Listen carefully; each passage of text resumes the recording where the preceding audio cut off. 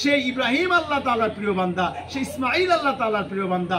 ফালাম্মা আসলামা ওয়াতাল্লাহু লিল জাবিন ওয়া নাদাইনাহু আইয়া ইব্রাহিম ফাসাদ্দাকতা রুয়া ইন্না কাযালিকা নাজজিল মুহসিনিন।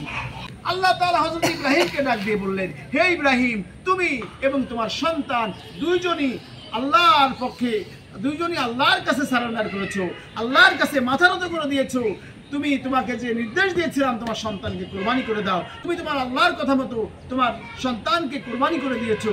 আজকে থেকে তুমি মুহসিনিন বান্দা হয়ে গেলে, আল্লাহর কাছে প্রিয় পাত্র হয়ে গেলে সন্তানকে কুরবানির মাধ্যমে।